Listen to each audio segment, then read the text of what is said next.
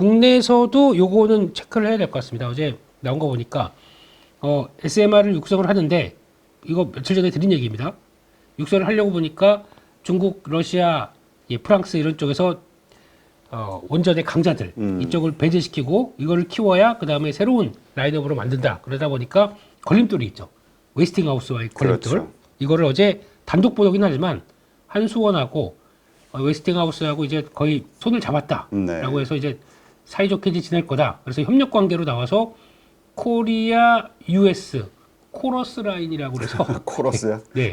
항상 한국이 먼저 들어갑니다. 네. 어스코르는 이상하지 않습니까? 그렇죠. 네. 그래서 그렇게 나오기 시작하면서 이게 변화가 나오게 되면 SMR 쪽에서 직접적으로 이제 우리도 SMR 그들이 영업하는데 우리 같이 따라가서 그들은 이제 뭐 방식이 다르긴 하지 뭐 테라 파워가 있을 거고 그리고 지금 나오고 있는 뉴스케일 파워 뭐 이런 식으로 좀 열심히 들어가고 있는데 오클로도 하나의 중요한 변화고요. 오클로 테라 파워가 운영 체제 쪽에서 이제 주도를 할 걸로 보여지고 있고 근데 개인적으로는 오클로가 조금 더 우위할 수가 있는 게 정부랑 미국 정부랑 직접적으로 개발을 하는 쪽에 프로젝트를 지금 하고 있고요. 게다가 에너지 장관 지명자가 간접적으로 지분을 갖고 있고 네. 예, 회사를 통해서 뭐 그러다 보니까 원래 이런 게 이제 작용되면 안 되는데 그래도 팔은 안으로 굶지 않겠느냐 뭐 이런 쪽에서 그래서 아마 오클로가 좀 주가가 더 센 이유는 거기서 있다고 봐야 될 것 같습니다. 그래서 이렇게 되기 시작하게 되면은 아마 관련돼서 이제 관련된 뭐 주기 기기 쪽의 납품들 쪽에서는 한국이 많이 들어오지 않나 그러면 요거를 세팅을 딱 해서 오늘 국내 쪽에서도 기대감은 높은데 네. 어제도 두산에너빌리티 얘기를 드렸지만은 네, 반등은 하는데 뭔가 좀 막히는 느낌들이고 또 비슷하게 BHI 이것도 지금 가려고 하는데 뭔가 탁 저는 이런 느낌이고 근데 BHI는 뭐 원자력만 보는데 되게 안타까워요. 이 회사가 원자력만 있는 게 아닌데 네. LNG 쪽에서도 강자의 모습들을 보여주고 있는데 그것까지 하게 되면 지지권에서 잘 따라가서 턴하는지 그것도 한번 좀 보시면서 일단 그쪽 대응을 보셔야 될 것 같고 어제는 그냥 그거로 설명이 돼야 될 것 같습니다. TSMC 예, TSMC가 지금 주가 보게 되면은 어제 또 시장에서 부각을 많이 받았고 시간외로도 강했는데 일단 전 고점에서 딱 막히죠. 그럴 수밖에 없는 게 이때도 나왔던 얘기랑 거의 비슷해. 그러니까 월별 실적 나오고 그다음에 연간 실적 나오고 뭐 바뀐 건 없거든요. 근데 거기서 시장에선 되게 황홀로하는 쪽으로 나오는데 일단 걱정이 그거 하나입니다. 걱정보다 우려 사항이 당장 1분기는 뭐 어제 나왔던 얘기들 다 좋은 거 압니다. 그리고 특히 TSMC의 중기의 성장을 보게 되면 20%로 얘기를 합니다. 네. 그러니까 2029년까지 20%는 가는데 올해는 20% 중반대 그러니까 예상하는 성장률보다 올해는 25%라고 봐야 되겠죠. 이 정도까지 나온다라고 하게 되면 올해는 성장을 더 하는구나. 왜? 투자를 더 많이 하기 때문에 그러다 보니까 투자 규모가 예상보다 더 늘린다. 올해 투자 규모가 늘린다라고 하다 보니까 어제 종목들이 다 갔죠. ASML, 어플라이드 머티리얼스, 램리서치 다 4%대로 장비주가 움직였습니다. 그거에 대한 근거라고는 보는데 하지만 여기서 이제 TSMC 1분기 실적은 그렇게 기대감이 높지가 않습니다. 네. 몇 가지가 있는 첫 번째는 엔비디아인데요. 엔비디아 자체가 이번 분기에 작년 4분기, 이번 1분기에 뭐 폭발적으로 성장하는 게 이제 일단 줄다 보니까 거기서 영향을 받는 부분들이 분명히 있을 거고 그걸 가지고 그러니까 패키징 쪽에서 엔비디아로 들어가는 패키징 쪽에서는 지금 얘기가 많은 게 코어스 패키지가 있지 않습니까? 거기서 엔비디아가 많이 쓰는 게 코어스-L입니다. 근데 거기다 S 쪽이 계속 또 약간 좀 오더 컷은 아니라고 분명히 얘기했기 때문에 그러면 이쪽에서 생각보다 좀 블랙웰 시리즈 가지고 영향을 받을 것들이 나온다. 근데 그거를 에이직 쪽이 대체할 것이다. 이러면서 뭐 얘기가 좀 많은 것 같아요. 네. 근데 그게 1분기에는 영향을 받게 되면 아무래도 그러니까 성장 속도는 살짝 슬로우해질 수 있는 게 1분기다라고 얘기가 나온 것 같고 두 번째는 미국의 수출 규제입니다. 이번에 미국의 파운드리 수출 규제가 두 번째로 중국에 대한 수출 규제가 중국뿐이 아니죠. 적대국에 대해서 나오다 그렇죠. 보니까 파운드리에 대해서 규제를 하기 시작하면 가장 영향을 받는 거는 TSMC일 수밖에 없겠죠. 그거에 따라서 일단 생각보다 좀 주춤하는 게 나올 것이다. 중국 매출 비중이 충분히 있기 때문에. 그리고 세 번째는 지금 해외 공장 관련된 쪽인데요.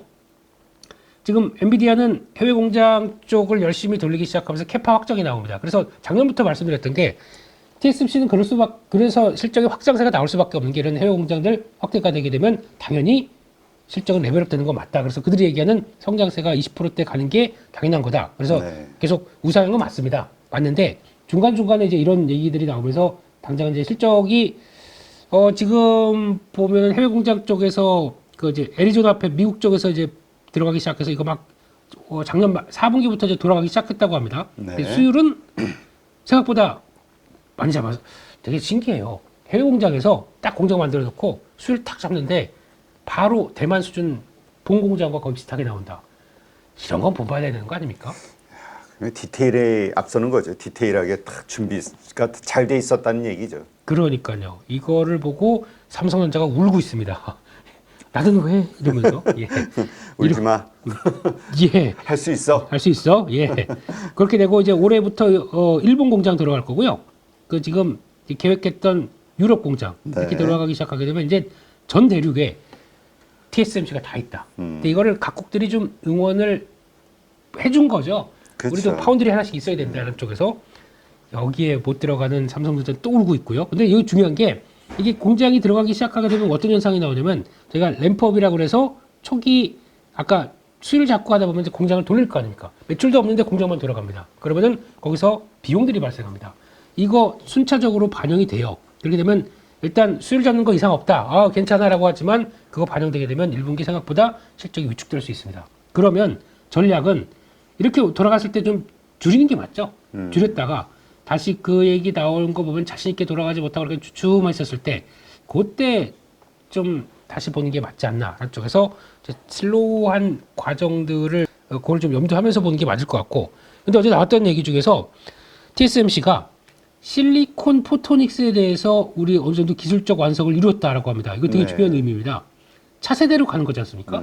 예, 그래서 실리콘 포토닉스는 결국에는 이게 기판에서 데이터를 전달하는 게 전기가 아니라 빛으로 합니다. 네. 예.